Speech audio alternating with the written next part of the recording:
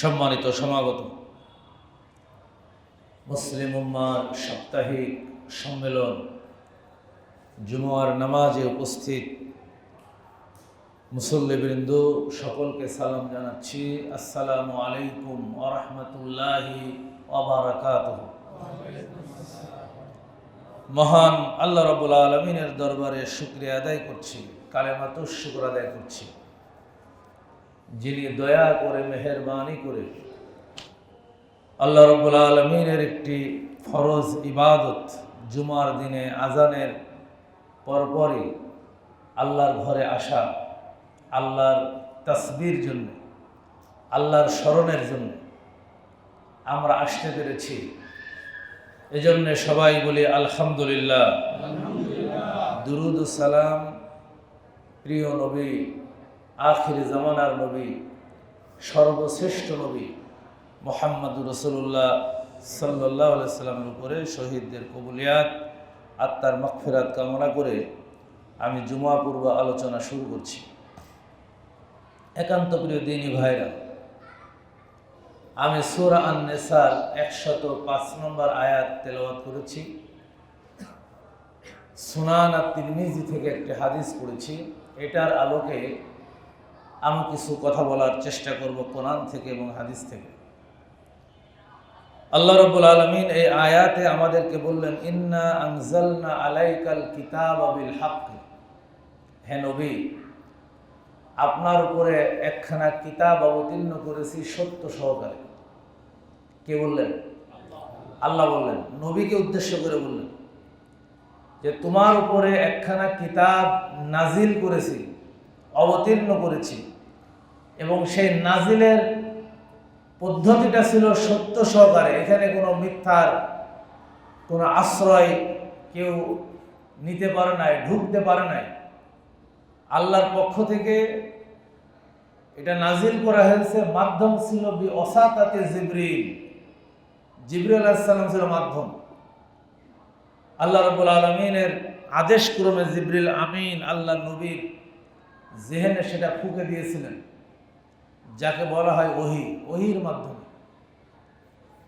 লিতাহকুমা বাইনান নাসে বিমা আরাকাল্লাহ, যাতে করে হে নবী তুমি এটার মাধ্যমে মানুষের মধ্যে ইনসাফ কায়েম করতে পারো। কি করতে পারো?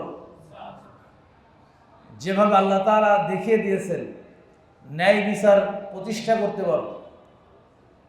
লিতাহকুমা বাইনান নাস, একে অপরের সাথে যখন বিবাদ হবে, গন্ডগোল হবে, কোনো সমস্যার সৃষ্টি হবে, তখন এই কোরআন হবে তোমাদের জন্য মানদণ্ড।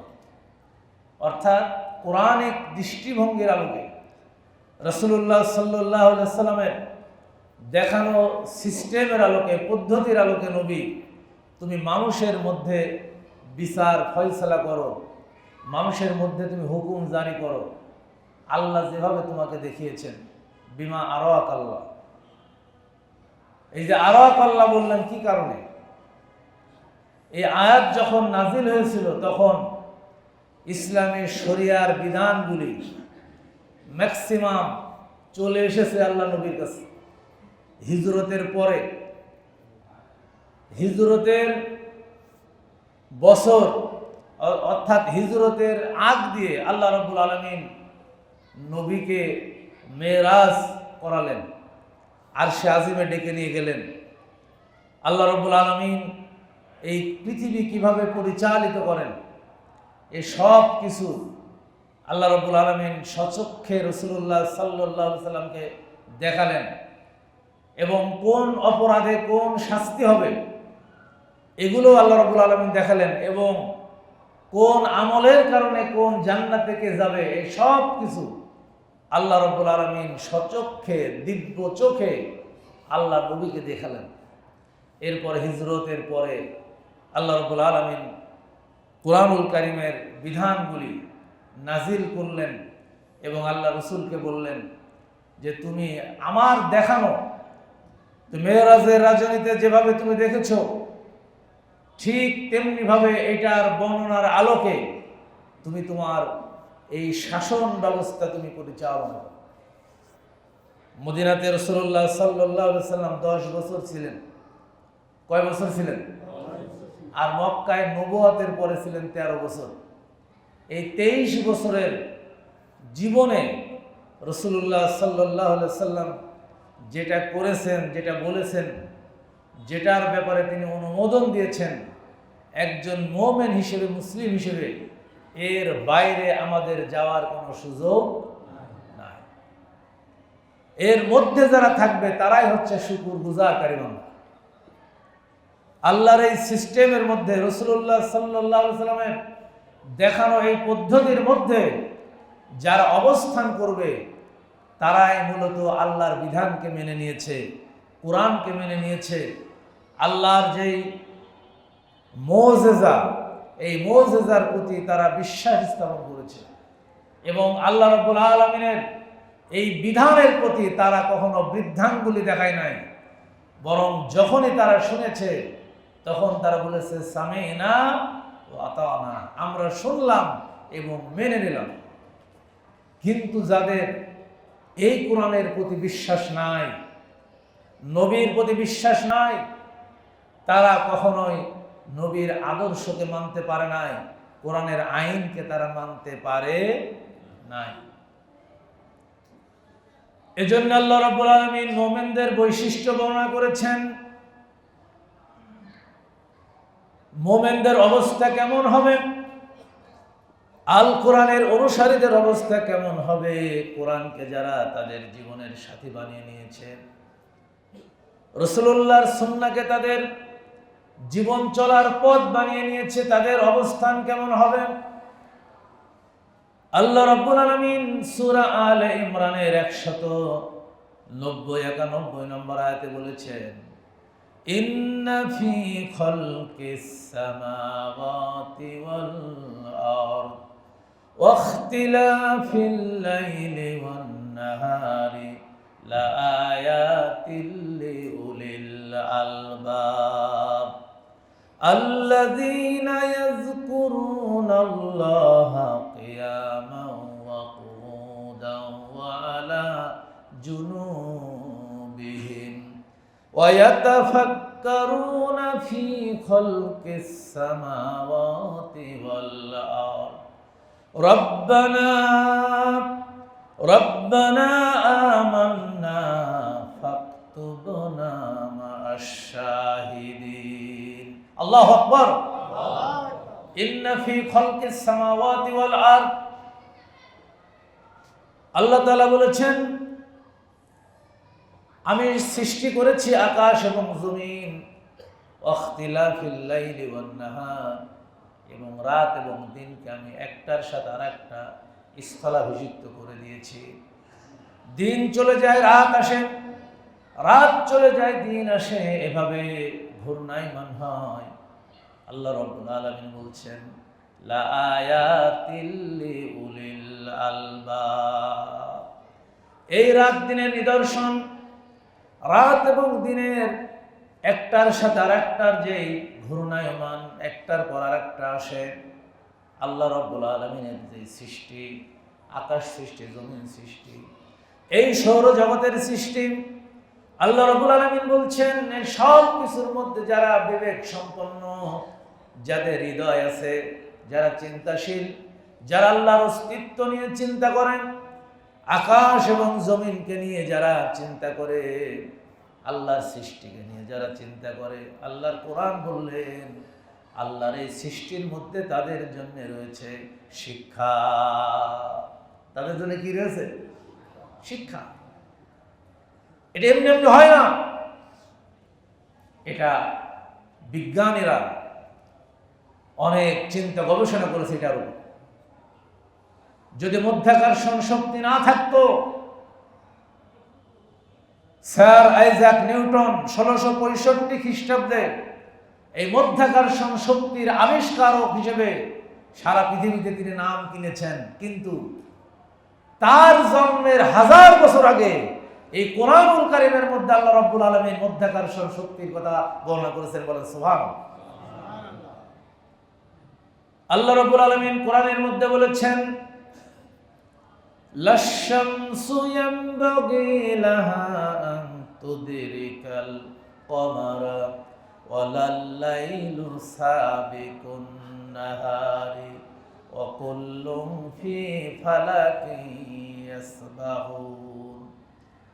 আল্লাহ রাব্বুল আলামিন বললেন, রাতের ক্ষমতা নাই দিন অতিক্রম করার, দিনের ক্ষমতা নাই রাত অতিক্রম করার, সূর্যের ক্ষমতা নাই চন্দ্রকে অতিক্রম করার, চন্দ্রের ক্ষমতা নাই সূর্যকে অতিক্রম করার। আল্লাহ রাব্বুল আলামিন মধ্যাকর্ষণ শক্তির মাধ্যমে এমন ভাবে এগুলি স্থাপন করে দিয়েছেন, একটা আর একটার পেছপেছ দৌড়ায়, কিন্তু একটার সাথে আর একটার কখনো গন্ডগোল লাগে না। সুবহানাল্লাহ। অকুল্লুম ফি ফালাকি ইয়াসবাহুন। সৌরজগতে যত গ্রহ আছে, নক্ষত্র আছে, সবগুলি আপন আপন কক্ষপথে তারা পরিভ্রমণ করছে। ইলা আজালিন মুসাম্মা, একটা নির্দিষ্ট সময় পর্যন্ত এগুলির ঘূর্ণায়মান থাকবে। বলেন সুবহানাল্লাহ। আবার এটার পরিসমাপ্তি ঘটে যাবে। কোরআনুল কারীমের মধ্যে সূরা ইনফিতারের মধ্যে আল্লাহ তাআলা বলছেন, ইযাস সামাউ ফাতারাত ওয়া ইযাল কাওয়াকিবু ইনতাসারাত ওয়া ইযাল বিহারু ফুজ্জিরাত ওয়া ইযাল কুবুরু বুসিরাত আলিমাত নাফসুম মা কদ্দামাত ওয়া আখখারাত। আল্লাহ রাব্বুল আলামিন বললেন, এই সময় যখন শেষ হয়ে যাবে, মুদ্দত যখন শেষ হয়ে যাবে, ইসরাফিল আলাইহিস সালাম হাজার হাজার বছর, লক্ষ লক্ষ বছর সিংহা হাতে নিয়েছিলেন। বিশ্বনবীর জন্ম হওয়ার পরে হযরত ইসরাফিল আলাইহিস সালাম সিংহাটা নিয়ে তিনি দাঁড়িয়ে আছেন, 24 ঘন্টা তিনি রেডি আছেন। আল্লাহর হুকুম যখন হয়ে যাবে, সিংহায় যখন তিনি ফুঁক দেবেন, ভূমিকম্প শুরু হয়ে যাবে। এমন ভূমিকম্প, এই ভূমিকম্পের স্থায়িত্ব 15 সেকেন্ড হবে না, 1 মিনিট হবে না। আজ থেকে 2 সপ্তাহ আগে, গত জুমার আগের জুমায় ঠিক 10টা 37 মিনিটে 15 সেকেন্ডের একটা ভূমিকম্প হয়েছে বাংলার জমিনে। ওই 15 সেকেন্ডের ভূমিকম্পের ফলে 11 জন মানুষ মারা গেছে, অনেক বিল্ডিং ভেঙে গেছে, অনেক বিল্ডিং এ ফাটল ধরেছে। কিন্তু আল্লাহর যে ভূমিকম্প শুরু হয়ে যাবে, আল্লাহ তাআলার কোরআন বলছে, ওই ভূমিকম্পের স্থায়িত্ব এত বেশি হবে, সমস্ত বিল্ডিং যতক্ষণ মাটির সাথে মিশে না যাবে, সমস্ত পাহাড়গুলি যতক্ষণ মাটির সাথে মিশে না যাবে, সমগ্র পৃথিবী যখন মাটির সাথে না মিশবে, ততক্ষণ পর্যন্ত ওই ভূমিকম্প আর থামবে না। ইযা যুলজিলাতিল আরদু জিলজালাহা ওয়া আখরাজাতিল আরদু আসকালাহা ওয়া ক্বালাল ইনসানু মা লাহা। আল্লাহু আকবার। ইযা যুলজিলাতিল আরদু জিলজালাহা, একদিকে আসমান ভেঙে পড়বে, সূরা ইনফিতারের মধ্যে বলা হয়েছে। সাগরগুলিতে আগুন ধরে দেওয়া হবে। অন্যদিকে পৃথিবী, এমন ভূমিকম্প শুরু হবে পৃথিবীতে, যেই ভূমিকম্প থামবে না। ইযা যুলজিলাতিল আরদু বললেই হতো। আল্লাহ রাব্বুল আলামিন এর সাথে আরেকটা শব্দ জুড়ে দিলেন, জিলজালাহা। অর্থাৎ এইটার স্থায়িত্ব কতক্ষণ হবে, এইটার মুদ্দত কতক্ষণ হবে, এটার কোনো পরিসীমা নাই। যতক্ষণ না পৃথিবী, আসমান জমিন চূর্ণ বিচূর্ণ না হবে, ততক্ষণ পর্যন্ত এই ভূমিকম্প চলতে থাকবে। অবস্থাটা কেমন হবে ওখানে চিন্তা করুন। আল্লাহ রাব্বুল আলামিন বলছেন, এই রাত এবং দিনের মধ্যে যে আবর্তন, দিনের পরে রাত আসে, রাতের পরে দিন আসে, যারা বিবেক সম্পন্ন মানুষ, বুদ্ধি সম্পন্ন মানুষ, যারা আল্লাহর সৃষ্টি নিয়ে চিন্তা করে, আল্লাহর কোরআন বলছে, তাদের জন্য এই দিন এবং রাতের আবর্তনের মধ্যে শিক্ষা রয়েছে। সুবহানাল্লাহ। এগুলি তারা এমনি এমনি মনে করে না এটা এমনি হয়, রাত হয় দিন হয়। অথচ আল্লাহর কোরআন বলছেন, ও দুনিয়ার মানুষ, তোমরা কি চিন্তা করো না, গবেষণা করো না? কুল আরাআইতুম ইন জালাল্লাহু আলাইকুমুল লাইলা সারমাদান ইলা ইয়াউমিল কিয়ামাতি মান ইলাহুন গায়রুল্লাহি ইয়াতিকুম বিদিয়াইন আফালা তাসমাউন। কুল আরাআইতুম, তোমরা কি দেখো না, তোমরা কি তোমাদের হৃদয়ের শক্তিতে দেখো না, হৃদয়ের দৃষ্টি শক্তিকে দিয়ে কি দেখো না? আল্লাহ তাআলা যদি এই দিনটাকে টেনে কিয়ামত পর্যন্ত, রাতটাকে টেনে কিয়ামত পর্যন্ত লম্বা করে দিতেন, এমন কোন স্রষ্টা কি আছে এই পৃথিবীতে আমি আল্লাহ ছাড়া যে তোমাদের জন্য দিনের আলো এনে দিতে পারে? কি বলেন, আছে? ঠিক এই আয়াতের পরে আল্লাহ তাআলা বলছেন, কুল আরাআইতুম ইন জালাল্লাহু আলাইকুমুন নাহারা সারমাদান ইলা ইয়াউমিল কিয়ামাতি মান ইলাহুন গায়রুল্লাহ ইয়াতিকুম বিলাইলিন তাসকুনুনা ফিহি আফালা তুবসিরুন। আল্লাহু আকবার। আল্লাহ তাআলা বললেন, আবার যদি আমি দিনটাকে টেনে কিয়ামত পর্যন্ত লম্বা করে দিতাম, তোমাদের জন্য যদি আর রাত না আসতো, এমন কোন স্রষ্টা কি আছে নাকি তোমাদের যে তোমাদের জন্য রাত এনে দিতে পারে? যেই রাতের আধারে তোমরা দাম্পত্য জীবনের আনন্দ উপভোগ করতে, আল্লাহর সেজদা দেওয়ার জন্য সময় কাটাতে, এমন কোন স্রষ্টা কি আছে নাকি যে তোমাদের জন্য রাতের অন্ধকার এনে দিতে পারে? আফালা তুবসিরুন। এরপরও কি তোমরা তোমাদের বিবেক দিয়ে একটুখানি তোমরা কি চিন্তা করবা না? সব কিছুর মধ্যে আল্লাহ তাআলা বলছেন, লা আয়াতিল লিউলিল আলবাব, যারা চিন্তাশীল মানুষ, যারা আল্লাহর সৃষ্টিকে নিয়ে চিন্তা করে, আল্লাহর রহমত নিয়ে চিন্তা করে, তারা এটাকে বেহুদা আল্লাহ তাআলা সৃষ্টি করেছেন এটা তারা ভাবে না, বরং তাদের হৃদয়টা আল্লাহর কাছে নত হয়ে যায়, আল্লাহর কোরআনের কাছে নত হয়ে যায়। আল্লাহর কোরআনের বাইরে, রাসূলুল্লাহর সুন্নাহর বাইরে তারা তাদের জীবন চালাতে কখনো তারা চায় না।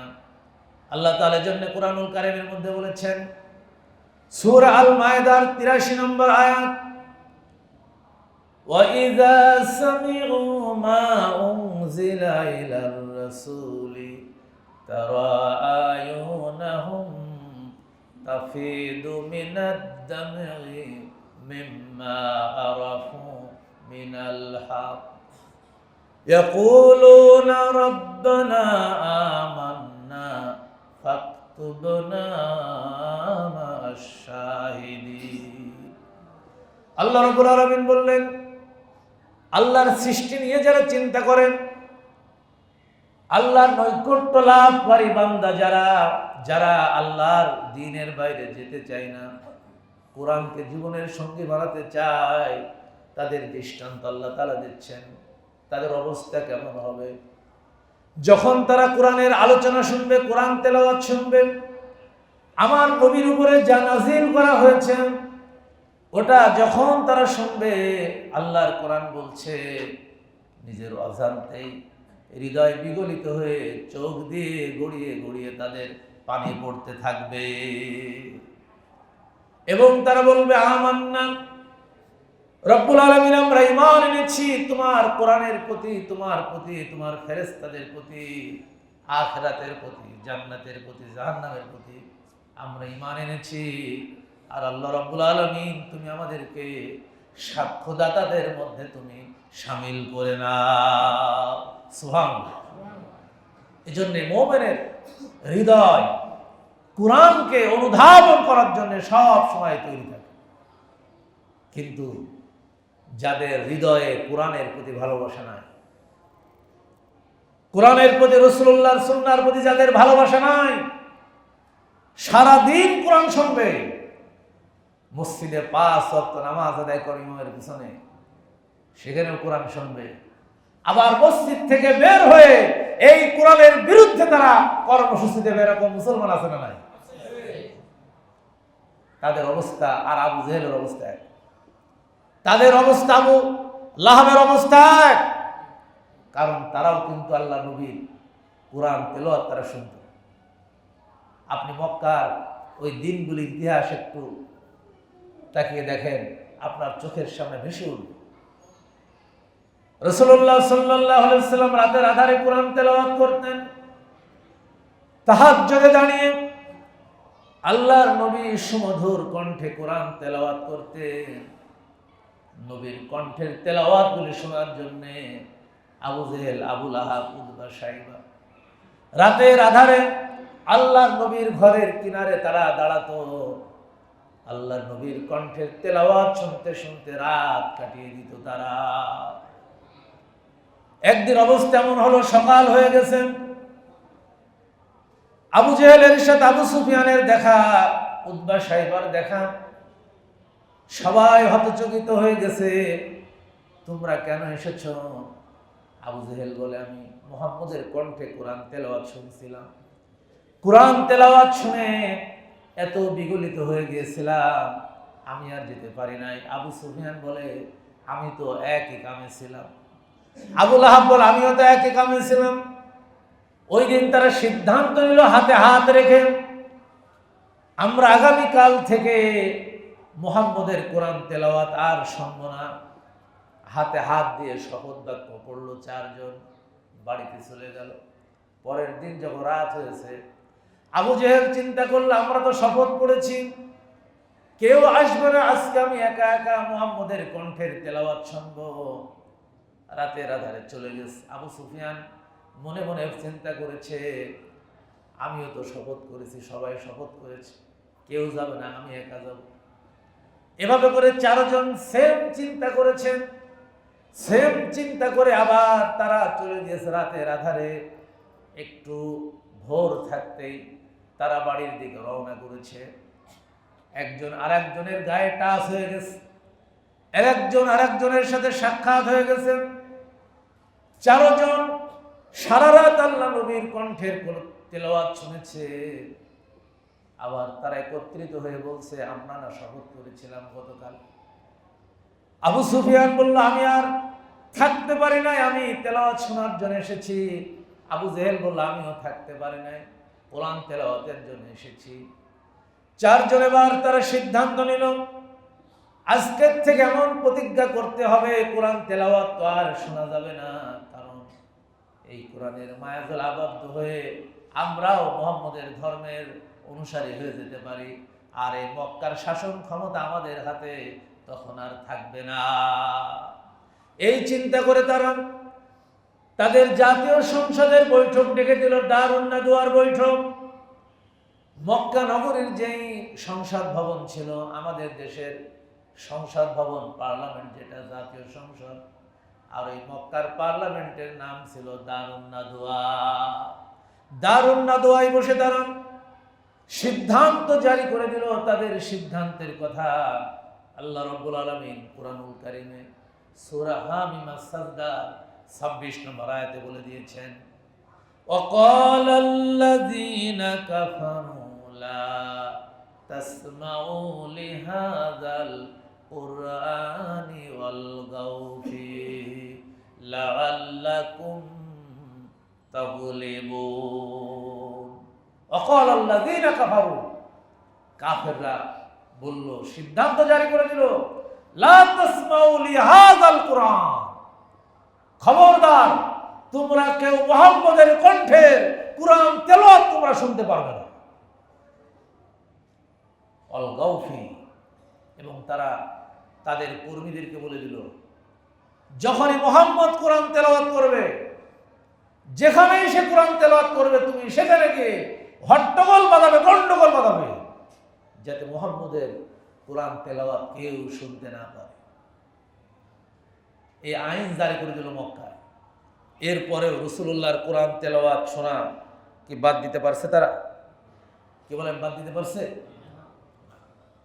কারণ কোরআনের আওয়াজকে যদি কেউ মুছে দিতে চায়, আল্লাহর কোরআন বলছে আমি কোরআনের আলোকে পৃথিবীতে জ্বালিয়ে দেব। সুবহানাল্লাহ। এটা আমার কথা নয়, কোরআনের কথা।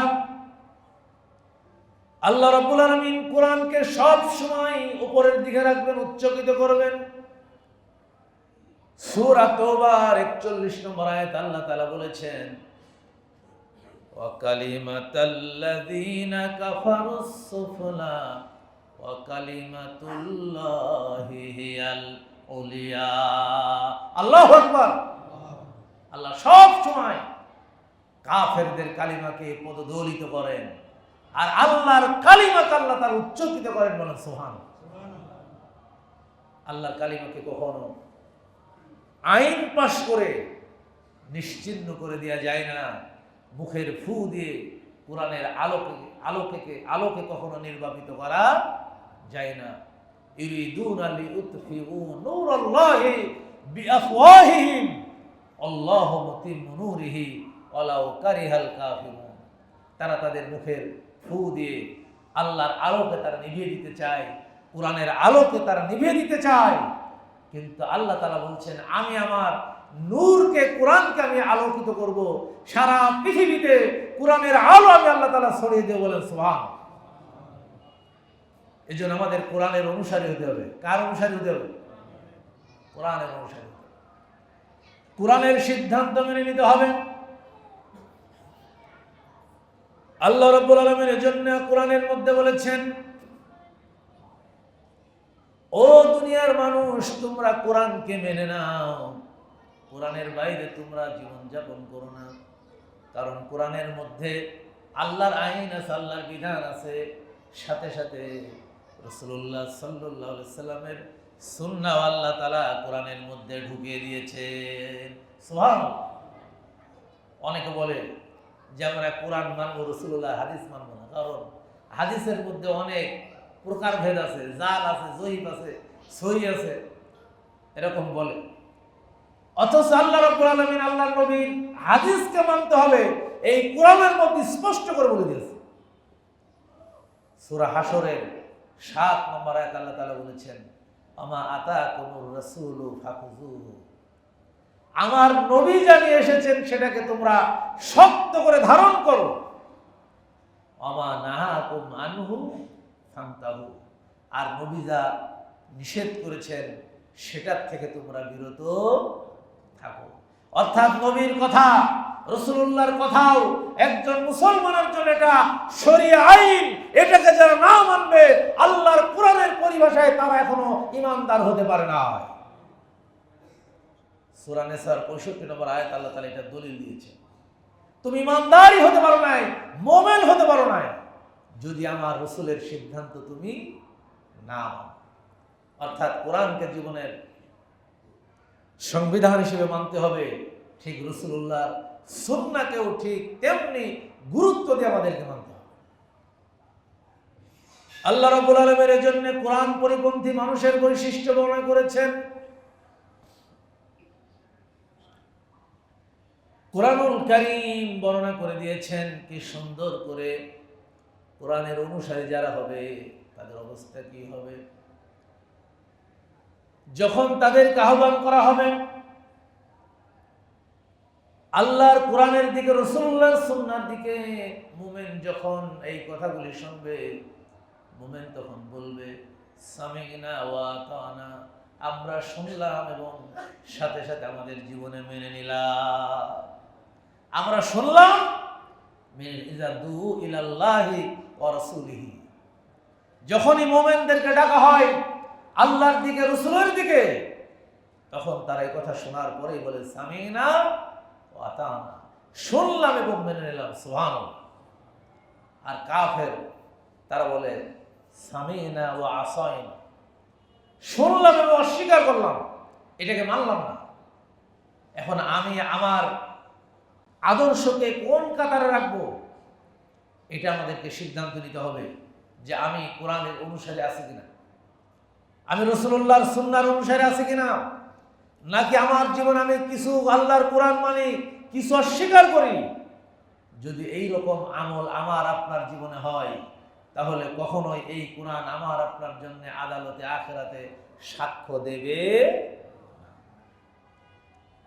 এজন্য সম্মানিত ভাইরা আমার, বন্ধুরা আমার, আল্লাহর কোরআন বলেছে জান্নাতে যাওয়ার ব্যাপারে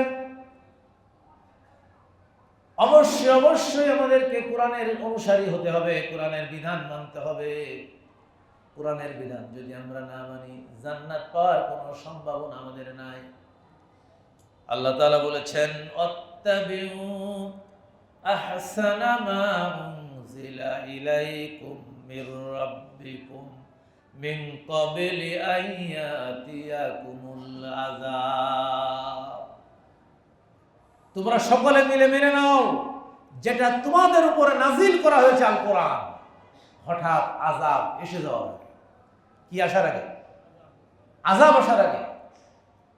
আল্লাহ রাব্বুল আলামিন সূরা জুমারের 43 নম্বর আয়াতে বলেছেন, ওয়া আনিবু ইলা রাব্বিকুম ওয়া আসলিমু লাহু মিন ক্বাবলি আন ইয়াতিয়াকুমুল আযাব।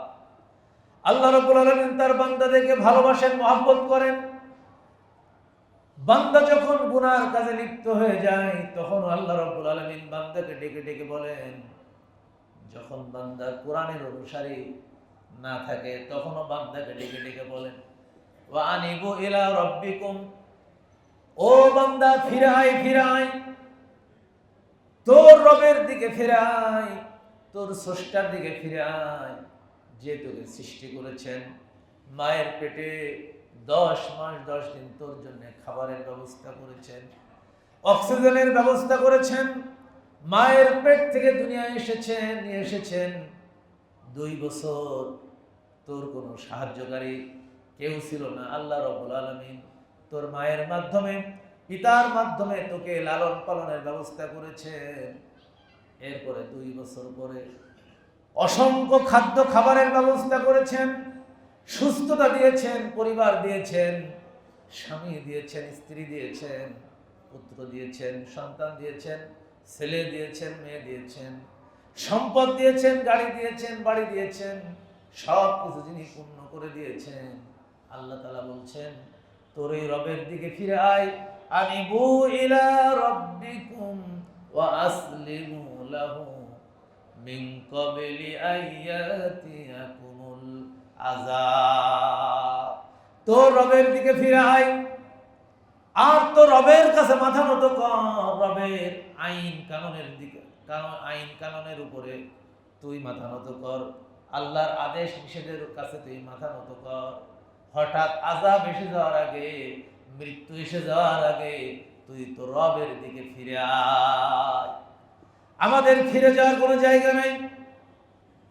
এজন্য মুমিন সব সময় আল্লাহর কাছে মাগফিরাত কামনা করবে। কোরআনুল কারীমের মধ্যে আল্লাহ তাআলা বলে দিয়েছেন, আল্লাহ রাব্বুল আলামিন কোরআনুল কারীমের মধ্যে স্পষ্ট করে, সুনির্দিষ্ট করে আমাদের ব্যাপারে বলে দিয়েছেন, ওয়াসারিউ ইলা মাগফিরাতিম মির রাব্বিকুম ওয়া জান্নাতিন আরদুহাস সামাওয়াতু ওয়াল আরদ উইদ্দাত লিল মুত্তাকিন। ও বান্দা, তুই প্রতিযোগিতায় লিপ্ত হয়ে যা। দৌড় প্রতিযোগিতায় একজনকে পিছনে ফেলে আর একজনকে পিছনে ফেলে আগের দিকে যাওয়ার চেষ্টা কর। তোর রবের মাগফিরাতের দিকে, রবের ক্ষমার দিকে এবং ওই জান্নাতের দিকে, যেই জান্নাতের বিশালতা এবং প্রশস্ততা আকাশ আর জমিনের চাইতেও বিরাট, ওই জান্নাতের দিকে তুই অগ্রসর হ। কার কথা? আল্লাহর কথা। তোর রবের মাগফিরাতের জন্য দৌড়া, তোর রবের ক্ষমার দিকে দৌড়া এবং ওই জান্নাতের দিকে, যে জান্নাতের বিশালতা প্রশস্ততা আকাশ আর জমিনের সমান, ওই জান্নাতের দিকে আল্লাহ তাআলা আমাদেরকে দৌড়াতে বললেন। এজন্য আমাদেরকে সিদ্ধান্ত নিতে হবে, রবের সমস্ত আইন এবং কানুন সমস্ত বিধান আমাদের জীবনের সকল ক্ষেত্রে মেনে নেওয়া লাগবে। এই জন্য আল্লাহ রাব্বুল আলামিন নবীর কাছে ওই করে শুনিয়ে দিলেন, নবী, ইন্না আনজালনা আলাইকাল কিতাবা বিল হাক্কি লিতাহকুমা বাইনান নাসি বিমা আরাকাল্লাহ। হে নবী, তোমার উপর একখানা কিতাব অবতীর্ণ করেছি সত্য সহকারে। এজন্য কিতাব অবতীর্ণ করেছি যাতে করে এই কিতাবের মাধ্যমে তুমি মানুষের মাঝে বিচার ফয়সালা করতে পারো, মানুষের মধ্যে তুমি ইনসাফ কায়েম করতে পারো। এজন্য মুসলমানদের একমাত্র সংবিধান হচ্ছে আল কোরআন। জোরে বলেন, আল কোরআন কি না অন্য কিছু আমাদের সংবিধান? আল কোরআনকে জীবনের সংবিধান মানতে রাজি আছি আমরা? সবাইকে রাজি আছে? যদি আপনি কোরআনকে জীবনের সংবিধান মানতে পারেন, এই কোরআন আপনার জন্য কিয়ামতের দিন শাফায়াত করবে। আল্লাহ নবী বলেছেন, যে হাদিসটা আমি তেলাওয়াত করেছি, মান ক্বারাআল কুরআনা ফাস্তাজহারাহু ফাআহাল্লা হালালাহু ওয়া হাররামা হারামাহু ওয়া আদখালাহুল্লাহু বিল জান্নাহ। মান ক্বারাআল কুরআন, যে ব্যক্তি কোরআনকে তেলাওয়াত করবেন। কোরআন তেলাওয়াতের অর্থই হচ্ছে কোরআনকে বুঝে বুঝে তেলাওয়াত করবে আর কোরআনের সকল বিধানগুলি মেনে চলবে। ওই ব্যক্তি সত্যিকার অর্থে কোরআন তেলাওয়াতকারী। ওই ব্যক্তি কি? আল্লাযীনা আতাইনাহুমুল কিতাবা ইয়াতলুনাহু হাক্কা তিলাওয়াতিহি উলাইকা ইউমিনুনা বিহি। সূরা বাকারার 121 নম্বর আয়াত। যে ব্যক্তি, যাদের উপর আমি কোরআন অবতীর্ণ করেছি, এই কোরআনকে যারা হক আদায় করে তেলাওয়াত করেছে, অর্থাৎ বুঝে বুঝে কোরআনকে সুন্দরভাবে তেলাওয়াত করেছে, সুর দিয়ে তেলাওয়াত করেছে, কোরআনকে বুঝার চেষ্টা করেছে এবং সেই কোরআনের আলোকে নিজের জীবন পরিচালনা করেছে, ওই ব্যক্তি হচ্ছে প্রকৃত অর্থে হক আদায় করে তেলাওয়াত করে। উলাইকা ইউমিনুনা বিহি, কেবল এরাই কোরআনের উপর ঈমান এনেছে।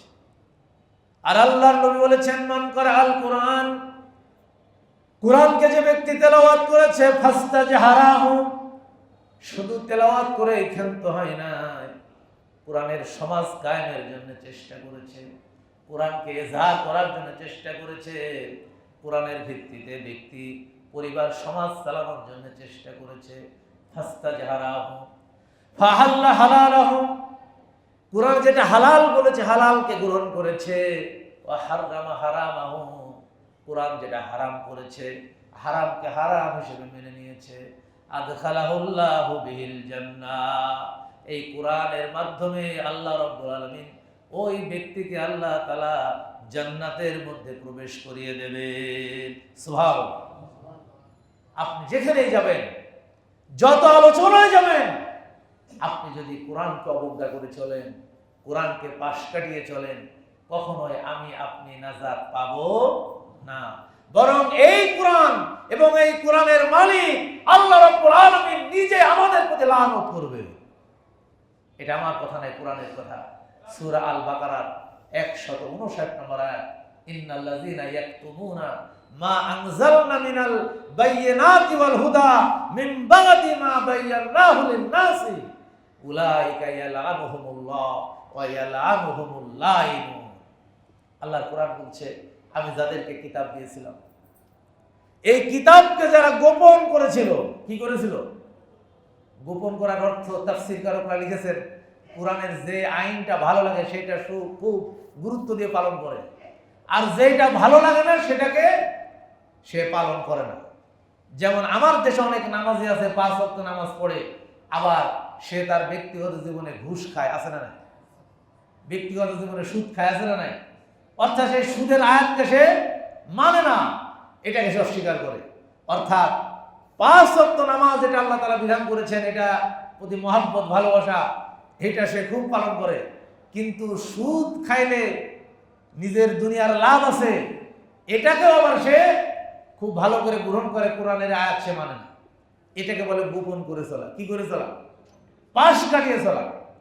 আল্লাহ তাআলা বলছেন, আমার সুনির্দিষ্ট বিধান আসার পরে, এই কোরআনের বিধান আসার পরে যারা এটাকে গোপন করে চলবে, পাশ কাটিয়ে চলবে, আল্লাহ কোরআন বলছে আল্লাহ রাব্বুল আলামিন নিজে তাদের প্রতি লানত করবেন। বলেন নাউজুবিল্লাহ। কে লানত করবেন? নিজে। শুধু নিজেই লানত করবেন না, আল্লাহর কোরআন বলছে যারা লানত করতে পারে সকলেই, এই কোরআনকে পাশ কাটিয়ে চলা, তাদের উপরে কিয়ামতের দিন আল্লাহ তাআলার সমস্ত সৃষ্টিজীব তাদের প্রতি লানত করবে। বলেন নাউজুবিল্লাহ। এই জন্য কোরআনের বিধান সকল ক্ষেত্রে মেনে চলার দরকার আছে না নাই? আল্লাহ তাআলা আমাদের সকলকে কোরআনের বিধান অনুযায়ী জীবন চলার তৌফিক দান করুন এবং আল্লাহর কোরআনকে আমরা আমাদের জীবনের সকল ক্ষেত্রে গ্রহণ করতে পারি।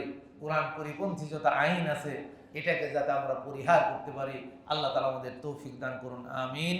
আসসালামু আলাইকুম ওয়া রাহমাতুল্লাহি ওয়া বারাকাতুহু।